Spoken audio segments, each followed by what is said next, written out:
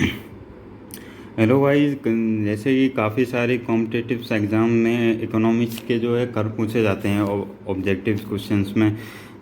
तो तीन तीन चार कर्व है, उनके बारे में हमें जनरली देखना होता है, लेकिन हमें क्या है एग्ज़ाम प्रेशर में हम गलती कर देते हैं। तो हम एक ट्रिक के माध्यम से समझने का प्रयास करते हैं, उसके बाद शायद कोई कन्फ्यूजन रहेगा नहीं और हम सही क्वेश्चन कर सकते हैं। तो ये हमारे इकोनॉमिक्स के कर्व है। तो पहला कर्व है हमारा लाफर कर्व। तो लाफर का मीनिंग है LAFFER। तो जो लाफर कर्व है वो हमें इसके नाम से याद रखना है। तो लाफर कर्व में जो दो एफ है, जो कॉन्टिन्यूस एफ है, इनको हमें आर से रिप्लेस कर देना है। तो एक आर हो गया, दो तो है ना, पहला आर है वो हो जाएगा रेट ऑफ टैक्स, और जो दूसरा आर है ये हो जाएगा रेवेन्यू। तो जो जो एग्ज़ाम में हमें जनरली यही पूछा जाता है, जो लाफर कर्व है वो किस और किसके मध्य संबंध, रिलेशंस किसका और किसके मध्य रिलेशन दिखाता है। तो हमें जनरली याद कर लेना है। जो लाफर कर्व है तो डबल एफ है, एक आर, दोनों एफ को आर से रिप्लेस कर देना है। एक आर हो गया रेट ऑफ टैक्स और दूसरा आर हो गया रेवेन्यू।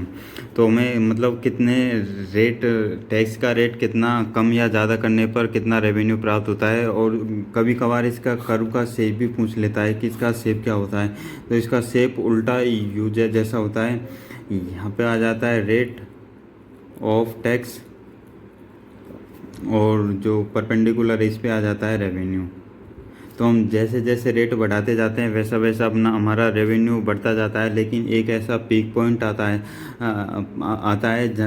जिससे आगे टैक्स की रेट बढ़ाने पर हमारा रेवेन्यू बढ़ने की बजाय कम होता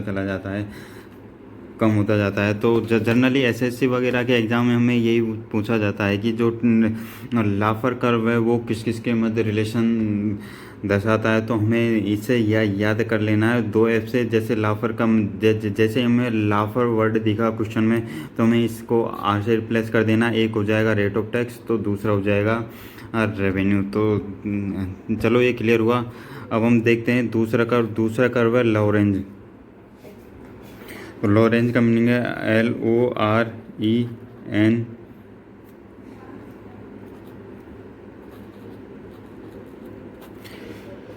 जो लॉरेंज कर्व है इससे संबंधित एक गिनी गुणांक भी होता है, गिनी कोफिशिएंट। तो काफ़ी सारी एग्ज़ामों में हमें वन लाइनर क्वेश्चन पूछ लिया जाता है कि जो गिनी कोफिशिएंट है उसका संबंध किससे, तो वो लॉरेंज कर्व से होता है। इसे हम ऐसे ध्यान रख सकते हैं, जो लॉरेंज वर्ड है इसके लास्ट में जो साउंड आ रहा है वो जेड का साउंड आ रहा है, वो जी जैसा ही साउंड है। तो जी से फिर गिनी, तो जी है तो ये गिनी है जो जी से स्टार्ट हो रहा है। मतलब लॉरेंज मतलब लास्ट वर्ड है जो इसमें जी का साउंड आ रहा है, तो है ना, फिर ये हो जाएगा गिनी कोफिशिएंट। हम इससे याद रख सकते हैं। और यह किस किस के मध्य रिलेशन दर्शाता है, इसको हम इसमें जो दो आई है ये हमें इनको लेना पड़ेगा। तो एक आई का मतलब हो गया इनइक्वलिटी और दूसरा हो जाएगा इनकम। तो जो लॉरेंज का कर्व है तो इसी से संबंधित है, हमारा गिनी कोफिशिएंट है। और ये किस किस के मध्य रिलेशन दर्शाता है, तो ये हो जाएगा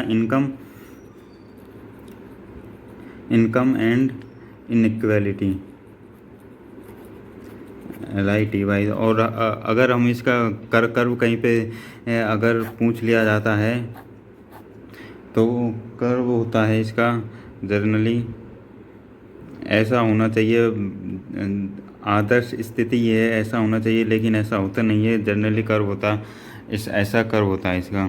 तो जनरली एसएससी वगैरह के एग्ज़ाम में हमें यही पूछा जाता है, जो गिनी कोफिशिएंट है उसका संबंध कौन से कर्व से है। तो हमारे पास एक क्वेश्चन को देखते ही हमारे माइंड में आ जाना चाहिए कि जो लॉरेंज लास्ट साउंड जेड आ रहा है उसी से हमें गिनी कोफिशिएंट हम आंसर लगा सकते हैं। फिर तीसरा कर्व आता है फिलिप्स कर्व।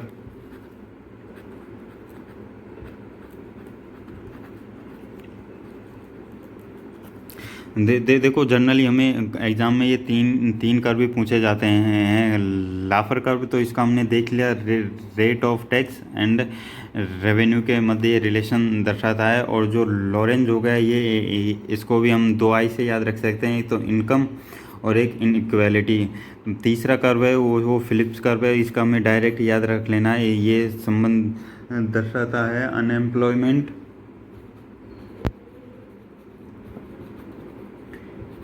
And inflation.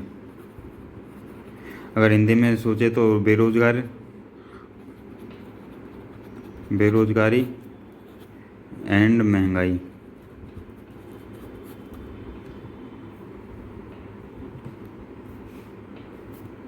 और अगर हमें इसका कर्व देखना होता है जनरली ऐसा होता है, मतलब जैसे जैसे महंगाई बढ़ती जाती है वैसे वैसे हमारा जो बेरोजगारी है वो कम कम होती जाती है।